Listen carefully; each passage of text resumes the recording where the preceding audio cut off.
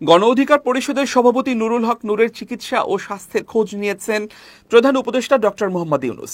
শনিবার দুপুর 1টার দিকে ঢাকা মেডিকেল কলেজ হাসপাতালে চিকিৎসাধীন নূরকে ফোন করে খোঁজ নেন তিনি। এ সময় গতকাল রাতের ঘটনার সুষ্ঠু তদন্ত করে ব্যবস্থা নেয়ার আশ্বাস দেন প্রধান উপদেষ্টা।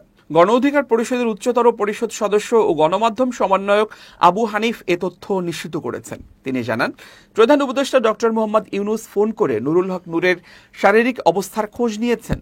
দুপুর 1টায় তিনি ফোন করেন। এ সময় নুরুল হক নূর প্রধান উপদেষ্টাকে গতকালের ঘটনার বিস্তারিত জানান। প্রধান উপদেষ্টা আশ্বস্ত করেছেন, এই ঘটনায় তদন্ত করে জড়িতদের বিরুদ্ধে ব্যবস্থা নেবেন।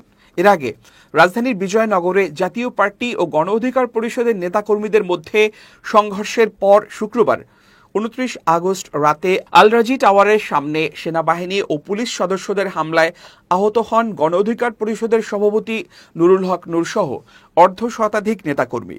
ওই ঘটনায় বিএনপি ও জামাতে ইসলামী সহ অন্যান্য রাজনৈতিক দলগুলো বিবৃতির মাধ্যমে নিন্দা ও প্রতিবাদ জানিয়েছেন।